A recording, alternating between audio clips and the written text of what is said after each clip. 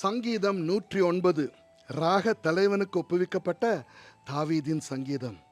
நான் துதிக்கும் தேவனே, மௌனமாயிராதேயும். துன்மார்க்கனுடைய வாயும் கபட்டு வாயும் எனக்கு விரோதமாய் திறந்திருக்கிறது. கள்ள நாவினால் என்னோட பேசுகிறார்கள். பகை உண்டாக்கும் வார்த்தைகளால் என்னை சூழ்ந்து கொண்டு முகாந்தரம் இல்லாமல் என்னோட போர் செய்கிறார்கள்.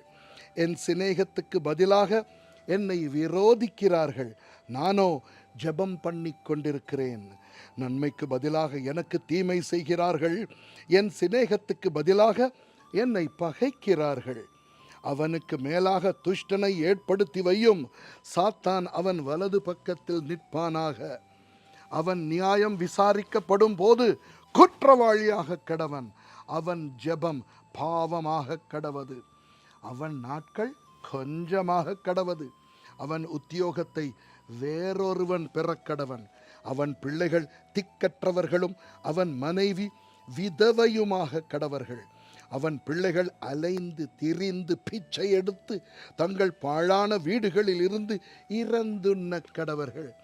கடன் கொடுத்தவன் அவனுக்கு உள்ளதெல்லாவற்றையும் அபகரித்து கொள்வானாக. அவன் பிரயாசத்தின் பலனை அந்நியர் பறித்து கொள்ள கடவர்கள். அவனுக்கு ஒருவரும் இரக்கம் காண்பியாமலும் அவனுடைய திக்கற்ற பிள்ளைகளுக்கு தயவு செய்யாமலும் போவார்களாக. அவன் சந்ததியார் நிர்மூலமாக கடவர்கள்.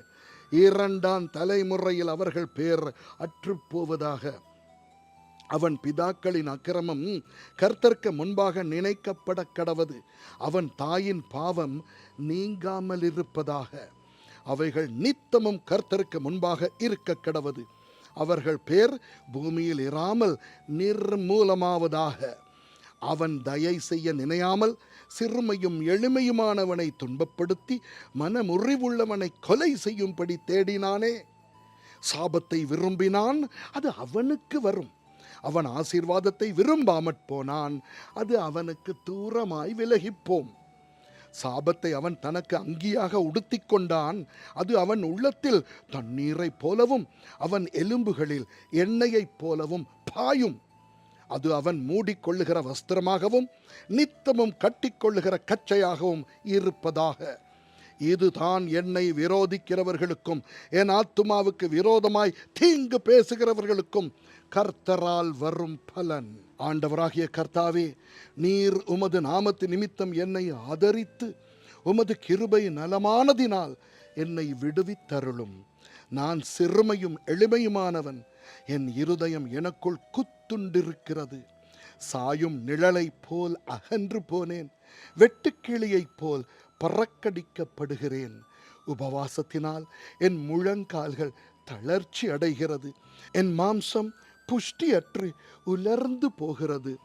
நான் அவர்களுக்கு நிந்தையானேன். அவர்கள் என்னை பார்த்து தங்கள் தலையை துலுக்குகிறார்கள். என் தேவனாகிய கர்த்தாவே, எனக்கு சகாயம் பண்ணும். உமது கிருபையின்படி என்னை இரட்சியும். இது உமது கரமென்றும் கர்த்தாவே, தேவரீர் இதை செய்தீர் என்றும் அவர்கள் அறிவார்களாக. அவர்கள் சபித்தாலும் நீர் ஆசீர்வதியும். அவர்கள் எழும்பினாலும் வெட்கப்பட்டு போவார்களாக. உமது அடியானோ மகிழக் கடவன். என் விரோதிகள் இலச்சையால் மூடப்பட்டு தங்கள் வெட்கத்தை சால்வையை போல் தரித்து கொள்ள கடவர்கள். கர்த்தரை நான் என் வாயினால் மிகவும் துதித்து அநேகர் நடுவிலே அவரை புகழுவேன்.